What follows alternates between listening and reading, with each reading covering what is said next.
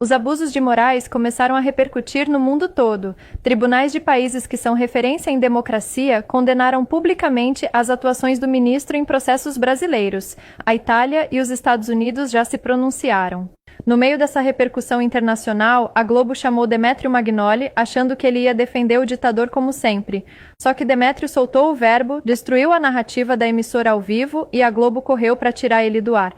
Mas o melhor veio no final.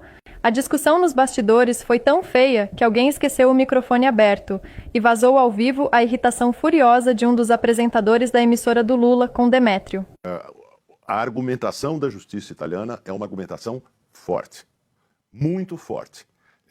Vários juristas aqui no Brasil concordam com essa argumentação e essa argumentação vai no sentido de mostrar que Alexandre de Moraes desempenhou vários papéis ao mesmo tempo no inquérito das fake news. Sendo vítima, sendo juiz, sendo investigador.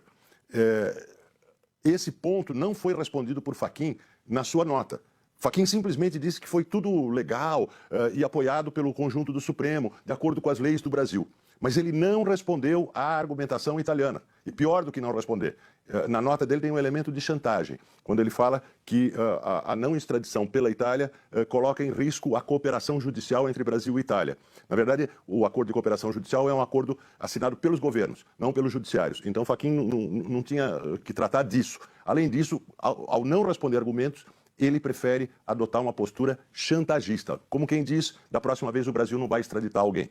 O que é lamentável nessa história toda é que tenha que ser um processo político, imotivado, que não afeta os Estados Unidos, o Camarote tem razão, que não afeta os Estados Unidos.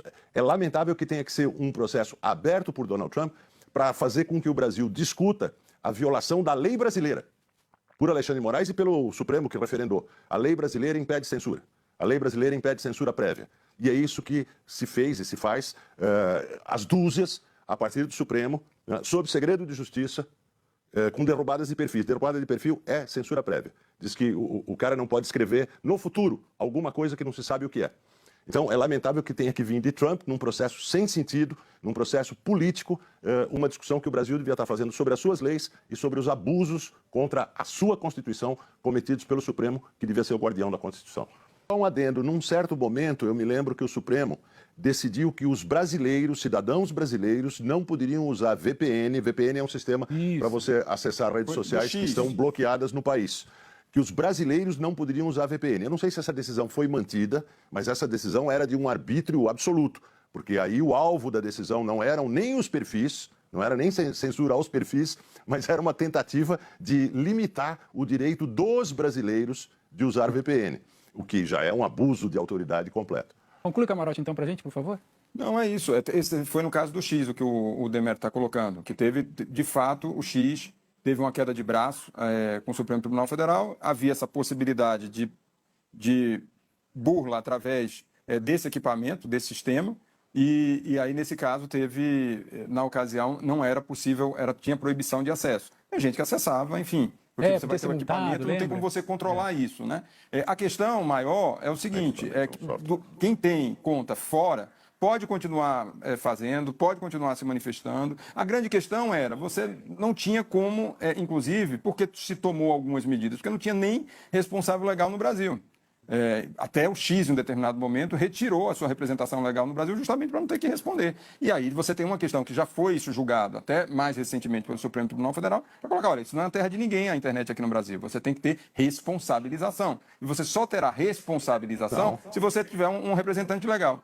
Ô, gente, eu preciso seguir, mas é só porque a Rosana pediu para falar, ela foi a única que não falou. Então, a Rosana fala rapidinho, eu preciso seguir para outras pautas. Diga, Rosana. Ainda Gilmar Mendes não engoliu a humilhação que levou de André Mendonça na votação da segunda turma e resolveu partir para o ataque fora do tribunal. No Roda Viva, ele foi ao ar para desmoralizar o trabalho do colega de forma completamente antiética. E o nível foi tão baixo que até os militantes da Globo ficaram sem jeito. Malu Gaspar não deixou passar e foi direto ao ponto, detonando o ministro famoso por soltar traficantes. E como o Roda Viva derruba vídeos que utilizam o conteúdo deles, vou deixar uma foto do Gilmar durante o comentário para vocês acompanharem tudo. Falando no ministro Gilmar Mendes, o decano do Supremo disse ontem numa entrevista ao programa Roda Viva que o ministro André Mendonça, que é o relator do caso Mastro, cometeu o que ele chamou de aspas, erro crasso, fecha aspas, ao se envolver, nas palavras do Gilmar Mendes, nas negociações da delação premiada do ex-banqueiro Daniel Vorcaro. Vamos ver. Eu acho que é uma tarefa difícil, é um trabalho difícil. E por isso é importante que se paute por uma métrica. É importante que não se repitam os erros do passado. Ministro. Na conversa que nós tivemos, por exemplo, se disse, André Mendonça disse que tinha recebido um advogado fazendo proposta de delação seletiva. E aqui já há uma impropriedade. Porque a lei não permite que o relator participe ou o juiz participe da delação. O acordo é entre o Ministério Público ou a Polícia Federal e o delator. Então aqui já há algo de erro crasso. Se está participando de conversas ou se está expulsando advogados do processo, isso tem algo de errado. Só para fazer um comentário aí sobre essa fala do ministro Gilmar Mendes a respeito também do caso Master e da relatoria do André Mendonça, eu acho que está bastante claro, Júlia, que o ministro Gilmar Mendes está dobrando a aposta em relação ao ministro André Mendonça. Isso que ele está falando, que foi um erro crasso receber advogados, eu nunca vi isso. Que eu saiba, os ministros do Supremo recebem advogados, inclusive os que estão na causa, para despachar. O ministro Gilmar Mendes recebe bastante advogado, pelo que eu sei, assim como todos os outros ministros do Supremo que estão despachando em processos. O fato dele ter recebido um advogado não significa que o ministro André Mendonça interferiu na delação. Para falar isso, ele precisaria ter prova. Eu acho curioso um ministro como Gilmar Mendes, que está tão defensor do processo legal, falar coisas que não tem prova, não existe prova disso.